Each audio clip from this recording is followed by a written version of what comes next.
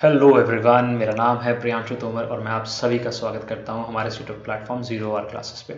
Basically मैं काफ़ी time से वीडियोस नहीं डाल रहा था क्योंकि मैं थोड़ा बिजी था, पर लेकिन अब मैं फ्री हो चुका हूं और अब जो है वीडियोस आती रहेगी और हमारा मिशन एग्ज़ाम क्लियर भी हमारा बिल्कुल चलता रहेगा। तो चलिए, आज की जो वीडियो होने वाली है हमारी, वो प्रियम्बल के लिए होने वाली है। और वो वीडियो बेसिकली, इस वीडियो में हम प्रियम्बल के उन कंसेप्ट को जानेंगे जो बेसिकली एक यूपीएससी के एग्ज़ाम में भी आता हो। यूपीएससी मेरा बोलने का मतलब एक सीडीएस के या एक एनडीए के एग्ज़ाम में भी आता हो, ठीक है। और बेसिकली और स्टैटिक पोर्शन भी हम इसमें कवर करेंगे बेसिकली, क्योंकि यूपीएससी के एग्ज़ाम में हमारा क्या आता है, कंसेप्ट पे ज़्यादा क्वेश्चन आते हैं, ठीक है। लेकिन हमारा एफकैट हो गया, हमारा एसएससी हो गया और हमारे और एग्जाम्स हो गए, इसमें जो पोर्शन आता है वो आता है स्टैटिक। स्टैटिक जी क्या आता है, इसकी डेट्स पूछ लेगा, कुछ नाम पूछ लेगा, तो वो भी हम कवर करेंगे। तो हम सब चीज़ों को एक होलिस्टिकली कवर करेंगे। तो चलिए शुरू करते हैं बिना टाइम वेस्ट किए। जैसे कि मैंने आपको बताया, जब हम प्रियम्बल पढ़ने वाले हैं तो सबसे पहले जानना ज़रूरी है ना, तो प्रियम्बल होता क्या है। प्रियम्बल का एक अगर लिटरल मीनिंग बोलूँ तो उसका मतलब होता है इंट्रोडक्शन, है ना। इंट्रोडक्शन होता है, ठीक है। अब इंट्रोडक्शन किस चीज़ का, क्या किस चीज़ का इंट्रोडक्शन, जैसे एक बुक है, अगर एक एग्जांपल समझते हैं। एक बुक है और एक बुक में इंट्रोडक्शन कहाँ से देखा जाता है। उस बुक में अगर हमें उसके कंटेंट का इंट्रोडक्शन देखना, हमने देखना है कि उस बुक में है क्या क्या चीज़ें, तो हम उसका इंडेक्स देखते हैं, इंडेक्स पेज देखते हैं ना। हम उसके बुक में देखते हैं उसमें कंटेंट क्या क्या चीज़ें हैं। तो सिमिलरली यहाँ पे भी हम वैसे ही है, प्रियम्बल भी वैसे ही है, पर वो किस चीज़ के लिए। हमारा प्रियम्बल भी एक इंडेक्स की तरह काम करता है, पर किस चीज़ के लिए, कॉन्स्टिट्यूशन के लिए। हमारा प्रियम्बल हमारे कॉन्स्टिट्यूशन के लिए एक इंडेक्स की तरह काउंट करता है। और सबसे इंटरेस्टिंग चीज़ देखो क्या होता है कि बुक में सबसे पहले क्या होता है, इंडेक्स होता है ना। लेकिन हमारे कॉन्स्टिट्यूशन में सबसे आखिर में जो चीज़ जुड़ी है वो जुड़ी है प्रियम्बल बेसिकली। इसका मतलब ये नहीं कि हमारा कॉन्स्टिट्यूशन पहले बना है वैसे, और उसके बाद हमने प्रियम्बल को जोड़ा गया है। चलो चलो आगे जानते हैं और चीज़ें, कि हमने जो है ना, ये प्रियम्बल का फीचर लिया कहाँ से है, ठीक है। अच्छा देखो, एक और चीज़ बताता हूँ मैं आपको। हमारे इंडिया के कॉन्स्टिट्यूशन में ना जो बहुत सारी की चीज़ें हैं ना, वो अडॉप्टेड है, बहुत सारी चीज़ें जो ली गई है। तो अब इससे बुरा नहीं मानना कि हमने सबसे चीटिंग करी है, क्योंकि doctor B are Ambedkar ji कहते हैं कि हमारे जो फीचर्स है ना, वो बोरोड नहीं, इंटेलिजेंटली बोरोड है। क्योंकि हमने वो फीचर्स लिए हैं, हमने वो प्रोविजंस लिए हैं जो हमारे इंडिया को, हमारे लोगों को सूटेबल है ना। वो हमने इंटेलिजेंटली उसको मोल्ड करके रखा है। क्योंकि बहुत सारे फीचर्स ऐसे हैं, जैसे सेकुलरिज्म है, ठीक है, सोशलिज्म है, सोशलिज्म है, सेकुलरिज्म है, और बहुत सारी की चीज़ें ऐसी हैं जो उसका अलग मतलब है, और वेस्टर्न कंट्रीज में उसका अलग मतलब है, लेकिन इंडिया के कंटेक्स्ट में उसका अलग मतलब है। चलो जब आगे सेकुलरिज्म सोशलिज्म आएगा तो वहाँ मैं आपको बताऊँगा कि इंडिया के कंटेक्स्ट में का मतलब क्या है। तो चलो पहले ये जानते हैं कि हमने अडॉप्ट कहाँ से करा है, ठीक है। हमने इसको लिया यूएसए से। देखो ये चीज़ें बहुत ज़्यादा इंपॉर्टेंट है। मैं उम्मीद करता हूँ कि आप लोग पेन और कॉपी या नोटबुक लिख के बैठे होंगे, क्योंकि ये चीज़ें जो मैं बता रहा हूँ ना, ये सीधा सीधा डायरेक्ट क्वेश्चन पूछा जाता है एग्जाम में कि कहाँ से हमने प्रियम्बल को अडॉप्ट किया है। तो हमने अडॉप्ट किया गया यूएसए से। बेसिकली हर वो कंट्री जिसके कॉन्स्टिट्यूशन में प्रियम्बल है, हर वो कंट्री जिसके कॉन्स्टिट्यूशन में प्रियम्बल है, उसने यूएसए से ही लिया गया। क्योंकि बेसिकली यूएसए ही पहला कंट्री था जिसमें प्रियम्बल अपने अपने कॉन्स्टिट्यूशन में लाया गया था, है ना। तो अब आपको पता चल गया होगा कि हमने प्रियम्बल कहाँ से अडॉप्ट किया गया। तो हमने यूएसए से इसको अडॉप्ट किया। बहुत ज़्यादा इंपॉर्टेंट क्वेश्चन है, बहुत बार पूछा जाता है, हर एग्जाम में पूछा जाता है, तो उसको ध्यान रखिएगा, इसको नोट कीजिएगा।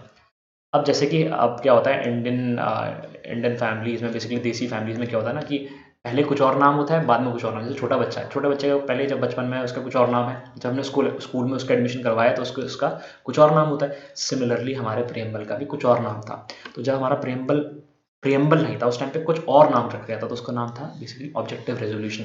ऑब्जेक्टिव रेजोल्यूशन नाम दिया, बेसिकली एक रेजोल्यूशन लाया गया था। ये लाया गया था पंडित जवाहरलाल नेहरू जी ने, ठीक है, पंडित नेहरू जी ने। तो ये ऑब्जेक्टिव रेजोल्यूशन को ही हम बाद में प्रियम्बल की तरह ट्रीट करते हैं या प्रियम्बल बोलते हैं, ठीक है। तो पंडित नेहरू जी ने इस रेजोल्यूशन को कब लाया गया था। अब देखो ये हमारा कंसेप्ट है। बेसिकली ये क्वेश्चन हमारा यूपीएससी में आएगा, ये क्वेश्चन हमारे एनडीए या सीडीएस एग्जाम में आएगा कि ऑब्जेक्टिव रेजोल्यूशन किसने लाया गया था, या ऑब्जेक्टिव रेजोल्यूशन का नाम क्या है। ऑब्जेक्टिव रेजोल्यूशन को प्रियम्बल बोलते हैं, लेकिन ऑब्जेक्टिव रेजोल्यूशन को लाया किसने था, तो पंडित जवाहरलाल नेहरू ने लाया था। अब जो एग्जाम स्टैटिक पोर्शन से, बेसिकली जो स्टैटिक पोर्शन जो एग्जाम से पूछा जाता है, जैसे एसएससी का एग्जाम हो गया, एफकेट का एग्जाम आ गया, तो उसमें ये नहीं पूछेगा कि ऑब्जेक्टिव रेजोल्यूशन का नाम क्या है या किसने लाया। उसमें ये पूछने के ज़्यादा चांसेस है कि ऑब्जेक्टिव रेजोल्यूशन जिस दिन लाया गया था ना, उस दिन डेट क्या थी। ठीक है। जिस दिन प्रियम्बल इनैक्ट किया गया था, जिस दिन प्रियम्बल लाया गया था, तो उस दिन डेट क्या थी? तो ऑब्जेक्टिव रेजोल्यूशन जिस दिन लाया गया था उस दिन था 13 दिसंबर 1946। ठीक है। और जिस दिन हमने प्रियम्बल को अडॉप्ट किया था उस दिन क्या डेट थी? उस दिन थी 2 जनवरी 1947। ठीक है। ये ध्यान रखिएगा, ये सिर्फ और सिर्फ एसएससी और एफकैट या उस स्टैटिक पोर्शन से उस स्टैटिक पोर्शन में काफ़ी ज़्यादा इंपॉर्टेंट जाता है, उन एग्जाम्स में इंपॉर्टेंट जाता है जिसमें स्टैटिक पूछा जाता है। अदरवाइज एनडीए या सीडीएस एग्जाम या सीएपीएफ के एग्जाम्स में ये नहीं पूछा जाता, वहाँ पे कंसेप्ट पूछा जाता है। तो चलिए आगे जानते हैं। देखो, अगर प्रियम्बल का क्वेश्चन सॉल्व करना है ना, तो इसको याद कर लो और सब कुछ हो गया। ठीक है। प्रियम्बल अगर याद हो गया ना तो सारे क्वेश्चंस हो गए, क्योंकि सब कुछ हमारे इसी में ही है। ठीक है। तो मैं पढ़ के नहीं बताऊंगा, आप पॉज कीजिए इस वीडियो को और एक बार इसको पढ़िए। ठीक है। एक बार सिर्फ और सिर्फ आराम से इसको पढ़िए और उसके बाद में आगे जहाँ जहाँ मैंने इसको वर्ड्स को लिखा गया उसके बाद में दोबारा से आपको यहाँ पे प्रियम्बल पिलाऊंगा और फिर मैं आपको बताऊंगा। ठीक है। तो सबसे पहली चीज़, हमारे उस प्रियम्बल से हमको पता चलता है, हमको प्रियम्बल से क्या क्या चीज़ें पता चलती है। जो हमारा प्रियम्बल है ना, हमको इससे क्या क्या चीज़ें पता चलती है। पहली चीज़ पता चलती है कि हमारा नेचर क्या है। ठीक है। हमारे कॉन्स्टिट्यूशन का नेचर क्या है। तो देखो इसमें लिखा है ना, हमारे कॉन्स्टिट्यूशन का नेचर क्या है। सोवरेन है, सोशलिस्ट है, सेकुलर है, डेमोक्रेटिक है, रिपब्लिक है ना। तो मैं एक इतना सी लाइन आप लोग के लिए पढ़ देता हूँ। ये बोलता है कि we the people of India having solemnly resolved to constitute India into sovereign socialist democratic republic and to secure all citizen. ठीक है। ये बाकी आगे कब पढ़ेंगे। तो सबसे एक और चीज़ हमें यहाँ से पता चलती है कि हमने जो है ना, ये अथॉरिटी कौन देता है। ठीक है। हमारे जो है कॉन्स्टिट्यूशन की सोर्स ऑफ अथॉरिटी क्या है। तो we the people of India लिखा है ना, इसमें कुछ चीज़ें तो लिखा है कि पीपल ऑफ इंडिया। तो यहाँ से आप जान सकते हो कि कॉन्स्टिट्यूशन की अथॉरिटी क्या है। ठीक है। Source of authority, source of authority for constitution क्या है? People of India. ठीक है। और दूसरी चीज़ क्या पता चलती है यहाँ से कि हमारे कॉन्स्टिट्यूशन का नेचर कैसा है। तो नेचर क्या क्या है हमारे कॉन्स्टिट्यूशन का? सोवरेन है, सोशलिस्ट है, डेमोक्रेटिक है और सेक्युलर है और रिपब्लिक है। घबराइए मत, इन सब का मतलब मैं आपको आगे आने वाले स्लाइड्स में बताऊंगा आपको कि सोवरेन का मतलब क्या होता है, सोशलिस्ट का मतलब क्या होता है, डेमोक्रेटिक और रिपब्लिक का मतलब क्या होता है। ठीक है। और ऑब्जेक्टिव्स का भी हमें इसी से पता चलता है। देखो अब यहाँ पे दोबारा से आते हैं, मैं वही कह रहा हूँ ना कि अगर आपने प्रियम्बल याद कर लिया तो आपको मतलब प्रियम्बल के सारे क्वेश्चन सॉल्व हो गए और कुछ नहीं करना है, प्रियम्बल याद करना है बस। ये बेसिक जो ये मैंने जो बोल्ड लेटर्स में लिखा है ना, इन वर्ड्स को याद कर लो, इन वर्ड्स का मतलब पता चल लो, ध्यान रख लो और बस सब सारे क्वेश्चन सॉल्व हो गए। ठीक है। तो अब हमारे ऑब्जेक्टिव्स क्या क्या देखो लिखा है, and to secure all its citizens. तो हमारा कॉन्स्टिट्यूशन सारे सिटीजन्स को क्या क्या सिक्योर करता है। ऑब्जेक्टिव्स का तो मतलब वही होता है ना कि हम क्या देना चाहते हैं, हमारा मोटिव क्या है। हम देना चाहते हैं जस्टिस, लिबर्टी, इक्वालिटी, फ्रेटर्निटी। ठीक है। अब यहाँ से पता चलता है कि हमारा ऑब्जेक्टिव्स क्या क्या है हमारे कॉन्स्टिट्यूशन में जो गिवन है। वो है जस्टिस, ठीक है, लिबर्टी, इक्वालिटी एंड फ्रेटर्निटी। ठीक है। ये सारे के सारे हमारे ऑब्जेक्टिव्स हैं। देखो क्वेश्चन, अब क्वेश्चन किस तरह से फ्रेम करा जाता है। अब लिखेगा आपको, अब जैसे एनडीए का एग्जाम हो गया, सीडीएस का एग्जाम हो गया, उसमें पूछेगा विच of the following is the nature of the constitution. पहला ऑप्शन दे देगा, जैसे अगर मतलब मैं बोलूँ अगर विच of the following is not, देखो मैं लिख देता हूँ, is not a feature, is not a nature, sorry, following is not a nature, not a nature of Indian constitution. ठीक है। ए दे देगा सोवरेन, बी दे देगा सोशलिस्ट, सी दे देगा डेमोक्रेटिक और डी दे देगा कम्युनिस्ट। ठीक है। अब हालांकि अगर किसी को बेसिकली मतलब भी पता हो ना कि सोवरेन का मतलब क्या होता है, सोशलिस्ट का मतलब क्या होता है, डेमोक्रेटिक और कम्युनिस्ट का मतलब क्या होता है, वो इजीली कर लेगा। लेकिन अगर हम देखें कि हमारे कॉन्स्टिट्यूशन से, हमारे प्रेम्बल से कैसे कैसे क्वेश्चन बन जाता है, तो इस तरह का क्वेश्चन भी बनता है। ठीक है। तो यहाँ से हमें पता चलता है कि हमारे नेचर क्या क्या है, हमारा सोवरेन है, सोशलिस्ट, डेमोक्रेटिक है, सेकुलर है, रिपब्लिक है। तो कम्युनिस्ट तो कहीं ना कहीं कहीं भी लिखा हुआ नहीं है, और वैसे भी हम लोग कम्युनिस्ट है ही नहीं, है ना। तो कम्युनिस्ट कहीं भी लिखा हुआ नहीं है, तो यहाँ से पता चलता है कि भाई डी हमारा जो ऑप्शन है वो बिल्कुल सही है कि हमारा, हम लोग जो है कम्युनिस्ट नहीं है ना। हमारे हमारे प्रेम्बल में कौन सा फीचर नहीं है, कम्युनिज्म का फीचर नहीं है। ठीक। और एक बहुत ज़्यादा इंपॉर्टेंट क्वेश्चन जो बना है पास्ट ईयर में, वो बना है बेसिकली ऑब्जेक्टिव में, है ना। वो क्वेश्चन इस तरह का है कि which of the following basically objectives is not mentioned in the constitution. कौन कौन सा, ये ध्यान रखना है कौन कौन से ऑब्जेक्टिव मेंशन्ड है कॉन्स्टिट्यूशन में, तो जस्टिस, लिबर्टी, इक्वालिटी और फ्रेटर्निटी, सिर्फ यही है। अब ऑप्शन क्या थे, ऑप्शन थे जस्टिस,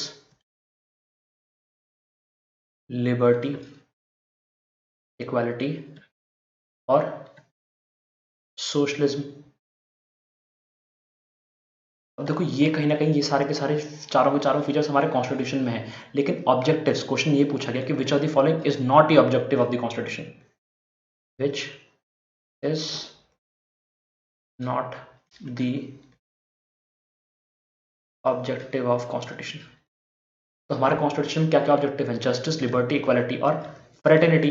तो सोशलिज्म तो कहीं भी हमारे इसमें ऑब्जेक्टिव नहीं था, तो आंसर ये आता है। बस मेरे बोलने का मोटिव ये है कि अगर ये चार, ये जो बेसिकली चार सॉरी 5 जो है ये नेचर और 4 जो है ये आप इसको ऑब्जेक्टिव्स को याद कर लो, तो हमारे most of the question solve हो जाता है। हमारा क्वेश्चन एक ये भी पूछता है कि which of the following justice is mentioned in the constitution. तो जस्टिस कौन कौन से जस्टिस है, सोशल है, इकोनॉमिकल है, पॉलिटिकल है। एक क्वेश्चन, एक बार मैंने एक क्वेश्चन देखा था कि उसमें पूछा गया था विच of the following justice is not mentioned in the constitution, उसमें लिखा था रिलीजियस।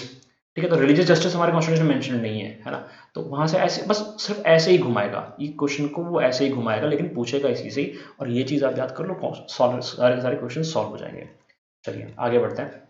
मैंने आपको बताया था कि मैं आपको कीवर्ड्स भी बताऊंगा, है ना।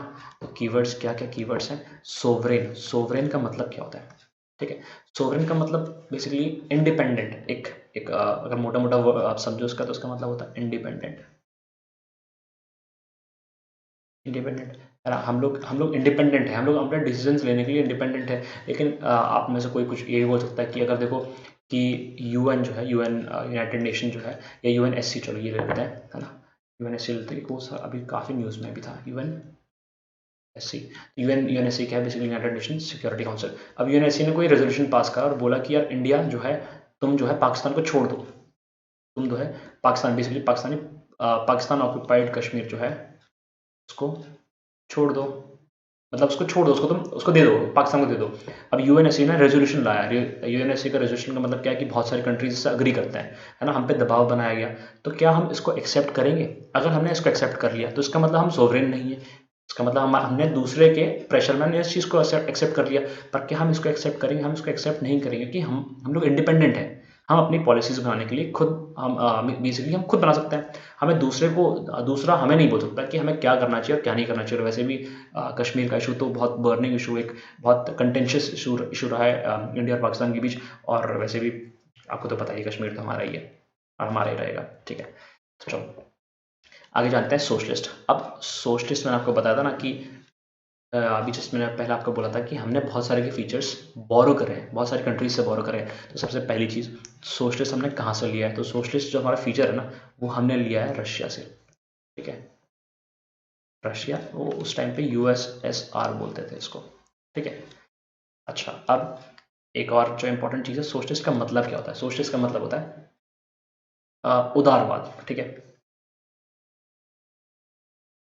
हिंदी में इसका मतलब होता है उदारवाद। इसका मतलब क्या होता है, बेसिकली जो एक स्टेट है, ठीक है, या जो गवर्नमेंट है, वो लोगों के लिए काम करेगी, ठीक है, लोगों के लिए काम करेगी, मतलब वो लोगों के लिए काम करेगी, अच्छाई के लिए काम करेगी। देखो अब सोशलिस्ट भी दो तरह की सोशलिस्ट होता है, दो नहीं मतलब बहुत सारे सोशलिज्म होते हैं। देखो एक होता है मार्क्सिज्म सोशलिज्म, ठीक है, मार्क्सिज्म सोशलिज्म होता है, एक गांधीयन सोशलिज्म होता है। तो हम लोग, हमारे जो फीचर है ना, हमारा इंडिया जो है, हमारे इंडिया में सबका निचोड़ हमने रखा है, ठीक है। मार्क्सिज्म, हमने कुछ मार्क्सिज्म फीचर्स भी हमने इसमें रखे हैं, कुछ हमने गांधीयन फीचर्स भी रखे हैं, कुछ के मतलब हमने बहुत सारे गांधीयन फीचर्स रखे हैं। तो हमने अपने हिसाब से सोशलिज्म को हमने ढाल दिया है, ठीक है। अब आता है सेक्युलरिज्म, ठीक। काफ़ी ज़्यादा सुनने में आजकल काफ़ी ज़्यादा वर्ड है ना ये, कि सेक्युलर, आप सेक्युलर हो या नहीं हो। सेक्युलर, बेसिकली सेक्युलर के भी दो मतलब होता है ना। एक होता है पॉजिटिव सेक्युलरिज्म और एक होता है नेगेटिव सेक्युलरिज्म। दो इसका मतलब बेसिकली दो तरह का सेक्युलरिज्म होता है, पॉजिटिव सेक्युलरिज्म और नेगेटिव सेक्युलरिज्म, ठीक है। वो मैं आपको बोला ना कि हमने जो है अपने कॉन्स्टिट्यूशन में बहुत सारी की चीज़ें बोरो करी है। अब कहाँ से बोरो करी है और कैसे बोरो करी है, ठीक है। सेक्युलरिज्म एक वेस्टर्न कंसेप्ट है। वेस्टर्न का मतलब जो एक जैसे जो है ना, ये अमेरिका, यूरोप, इन यहाँ का कंसेप्ट है ना। तो एक वेस्टर्न कंसेप्ट है, और वहाँ का जो वेस्टर्न कंसेप्ट है ना, उसको बोलते हैं नेगेटिव सेक्युलरिज्म। वहाँ पे क्या होता है, वहाँ पे जो है स्टेट और रिलीजन, वहाँ पे और स्टेट और रिलीजन के बीच में कोई लिंक नहीं होता, मतलब there is no link between state and religion, वहाँ total separation of state and religion, ठीक है। लेकिन इंडिया में क्या है, इंडिया जो है, इंडिया में एक बेसिकली पॉजिटिव सेकुलरिज्म है। इंडिया में क्या है, इंडिया जो है इंडिया में हर रिलीजन जो है ना, हर रिलीजन, एवरी रिलीजन इज, या बेसिकली एवरी रिलीजन बोलूँगा हैज द सेम स्टेटस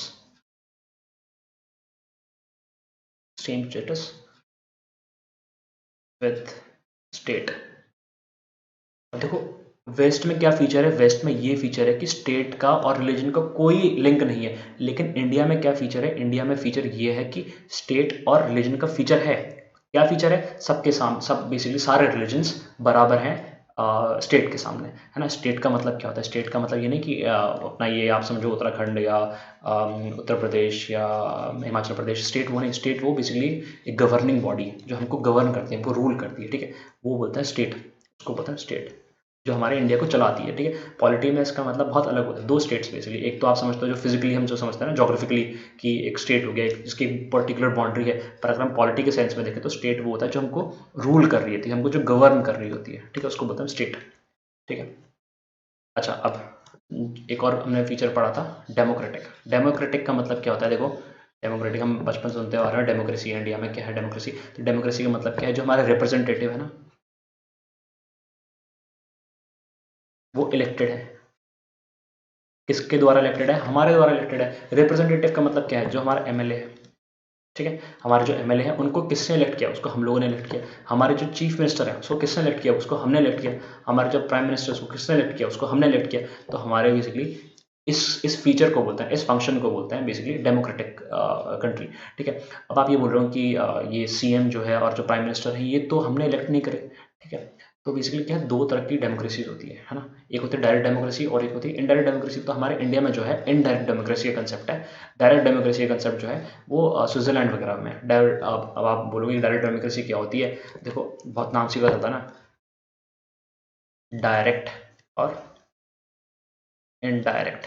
तो डायरेक्ट में क्या है, जो सारे के सारे जितने भी गवर्नमेंट में जो ऑफिशियल्स होंगे ना उसको लोग पीपल इलेक्ट करेंगे, ठीक है।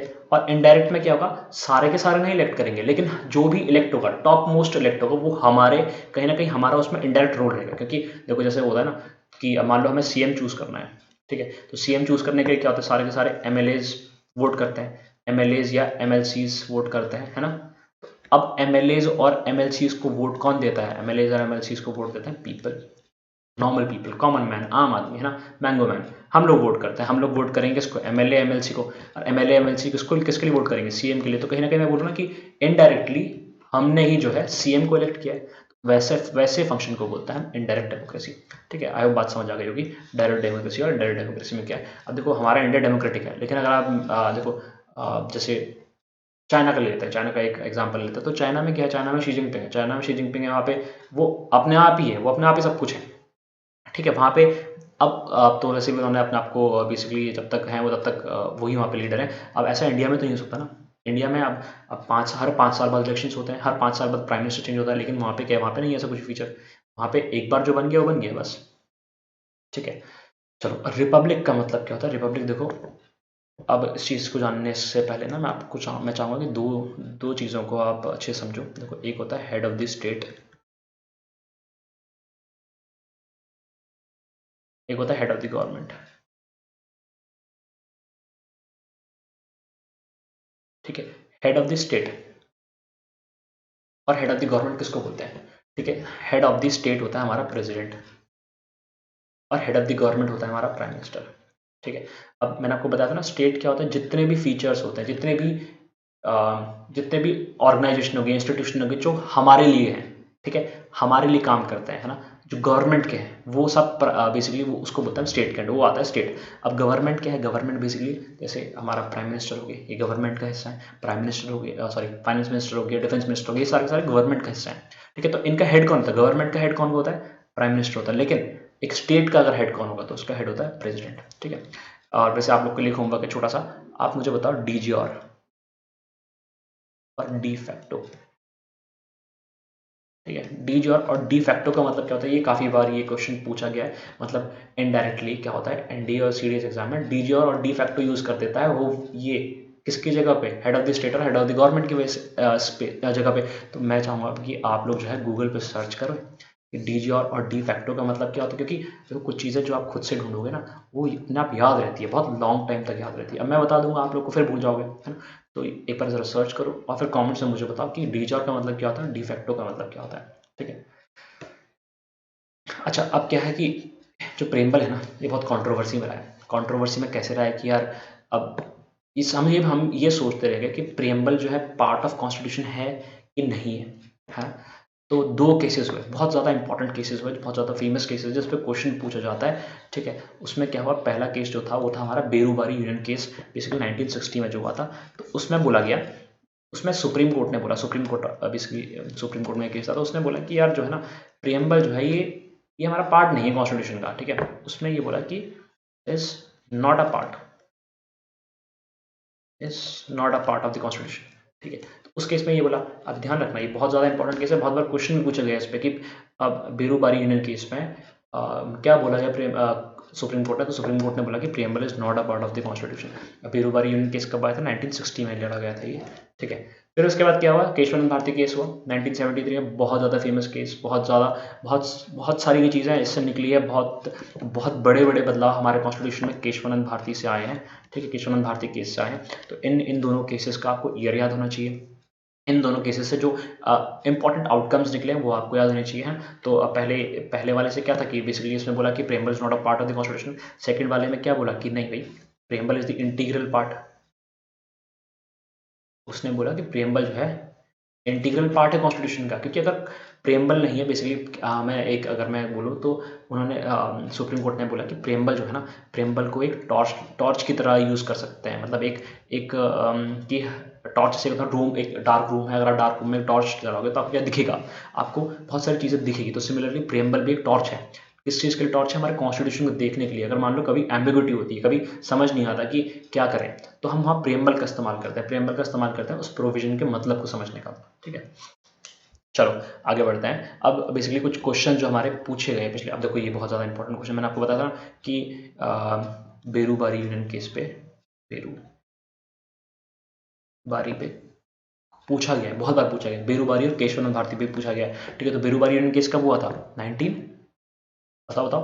अभी सिर्फ अभी जस्ट पिछली स्लाइड में मैंने बताया था ना, पिछली स्लाइड में मैंने दिखाया था कि किस टाइम हुआ था। अगर आपने ध्यान होगा तो आप बता दोगे कि 1960 में अपना बेरूबारी यूनियन केस हुआ था। देखो, ठीक है। सिमिलरली अगर केशवानंद भारती के लिए पूछा जाएगा तब कब बोलोगे, 1973 में आया था ये। ठीक है, 1973 में बेरूबारी केशवानंद भारती केस हुआ था। तो ऐसे कुछ क्वेश्चन ना पूछे जाते हैं, और ये बेसिकली ये सीडीएस के क्वेश्चन हैं। ठीक है, ये एनडीए के क्वेश्चन हैं। अच्छा, बेसिकली ये एसएससी में ऐसे क्वेश्चन पूछ लेते हैं, क्योंकि ये थोड़ा स्टैटिक भी है और काफ़ी ज़्यादा इसमें काफ़ी ज़्यादा ये एनडीए और सीडीएस के क्वेश्चन, एनडीए और सीडीएस के पेपर से पूछा जाता है। ठीक है, अब ये वाला जो क्वेश्चन है ये प्योरली एंड प्योरली सीडीएस का क्वेश्चन है, प्योरली एंड प्योरली यूपीएससी का क्वेश्चन है, क्योंकि इसमें देखो कंसेप्ट का इस्तेमाल किया गया, इसमें कंसेप्ट पूछा गया। इसमें ये नहीं पूछा, डेट नहीं पूछी इसमें। ठीक है, इसमें ये नहीं पूछा किसने लाया, इसने ये पूछा कि which of the following objective is not embodied in the preamble to the constitution of India. अब मैंने आपको शुरू में भी बताया था कैसा क्वेश्चन पूछा जाएगा, अब देखो आ भी गया ये क्वेश्चन। ठीक है, तो अब आप मुझे बताओ, इस वीडियो को पॉज करो, पीछे जाओ और उसके बाद मुझे बताओ कि कौन सा वाला जो है, कौन सा वाला ऑब्जेक्टिव जो है हमारे कॉन्स्टिट्यूशन में नहीं गिवन है। ठीक है, विच of the following objectives is not mentioned in the constitution of India. तो क्या हमारे इसमें लिबर्टी ऑफ थॉट है, बताओ है नहीं। क्या हमारे इसमें इकोनॉमिक लिबर्टी है, ठीक है। क्या हमारे इसमें लिबर्टी ऑफ एक्सप्रेशन है, क्या हमारे इसमें लिबर्टी ऑफ बिलीफ है। तो अगर आप देखो कि जो लिबर्टी वाला फीचर है ना, जो लिबर्टी, तो उसमें कौन कौन से लिबर्टीज दी गई हमको, liberty of thought, expression, belief, faith and worship. ठीक है, ये सारे के सारे लिबर्टीज हमको गिवन है। तो कहीं ना कहीं मुझे एक बार बताओ कि यार इसमें कहीं इकोनॉमिक लिबर्टी गिवन है हमारे इसमें, हमारे इस लिबर्टी वाला सेक्शन जो है, हमारा जो लिबर्टी वाला सेक्शन है, मैंने आपको बताया था ना इस चीज़ को, कि liberty of thought, expression, faith, belief and worship, कहीं इसमें इकोनॉमिक लिबर्टी है? नहीं है। लिबर्टी बेसिकली इकोनॉमिक्स किस चीज़ का है? जस्टिस है, इकोनॉमिक जस्टिस है, लेकिन लिबर्टी नहीं है ना। तो यहाँ से हाँ पता चलता है कि यार ये वाला जो है अपना आंसर सही हो जाता है, ये वाला फीचर जो है नहीं है ना। आगे बात समझ। बहुत ज़्यादा इंपॉर्टेंट क्वेश्चन, बहुत ज़्यादा अच्छा क्वेश्चन। और अगर आपने प्रियम्बल याद करा है तो आपको पता चल गया कि हमारे पास लिबर्टीज कौन कौन सी, thought, expression, belief, faith and worship. कौन सी नहीं है? इकोनॉमिक लिबर्टी नहीं है। इकोनॉमिक का क्या है? जस्टिस है हमारे यहाँ। ठीक है, अच्छा okay.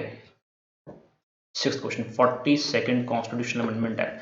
42nd constitutional amendment act basically इसको मिनी कॉन्स्टिट्यूशन भी बोला जाता है। ठीक है, ये कब आया गया था? 1976 में आया था। उस टाइम इमरजेंसी लगी थी इंडिया में। ठीक है, अब उसमें ना इसमें बहुत सारे के बदलाव है। 42nd कॉन्स्टिट्यूशनल अमेंडमेंट एक्ट में हमने बहुत सारी की चीज़ें ऐड करी हमारे कॉन्स्टिट्यूशन में। तो उसमें से कुछ कुछ चीज़ें जो है हमने प्रियम्बल में ऐड करी। तो कौन कौन सी चीज़ें हैं? वो हमने सोशलिस्ट, सेकुलर और इंटेग्रिटी का फीचर जो है हमने ऐड किया था।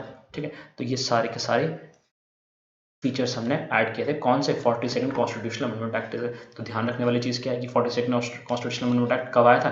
1976 में आया था। 42nd कॉन्स्टिट्यूशनल अमेंडमेंट एक्ट को हम मिनी कॉन्स्टिट्यूशन भी बोलते हैं। क्यों बोलते हैं मिनी कॉन्स्टिट्यूशन? क्योंकि भाई इतने ज़्यादा प्रोविजंस ऐड किए गए थे, इतने ज़्यादा कि मतलब खुद भी मतलब याद करना पॉसिबल नहीं था कितने ज़्यादा। तो छोटा सा कॉन्स्टिट्यूशन दोबारा से बना दिया था इंदिरा गांधी जी ने उस टाइम पे। अच्छा, एक और क्वेश्चन पूछा जाता है कि लिबर्टी, इक्वालिटी और फ्रेटर्निटी, लिबर्टी, इक्वालिटी और फ्रेटर्निटी का कंसेप्ट जो है ना वो कहाँ से लिया गया है? तो अगर क्लास 9th में एक चैप्टर पढ़ा था फ्रेंच रेवोल्यूशन, तो वहाँ से आपको पता चल गया होगा कि लिबर्टी, इक्वालिटी और फ्रेटर्निटी जो है हमारे इंडिया में वो हमने कहाँ से लिया? फ्रेंच रेवोल्यूशन से लिया। ठीक है, ये भी क्वेश्चन आया हुआ है। बहुत बहुत ज़्यादा बहुत इजी क्वेश्चन, बहुत अच्छा क्वेश्चन, लेकिन आपको पता होना चाहिए कि लिबर्टी, इक्वालिटी, फ्रेटर्निटी आया कहाँ से? फ्रेंच रेवोल्यूशन से आया। जस्टिस कहाँ से आया था? अभी शुरू में बोलता था आपको, जस्टिस कहाँ से आया था? रशियन रेवोल्यूशन से आया था। ठीक है, जस्टिस, जस्टिस कहाँ से आया था? रशियन रेवोल्यूशन से आया था। लिबर्टी, इक्वालिटी, फ्रेटर्निटी कहाँ से? French revolution, justice, Russian revolution.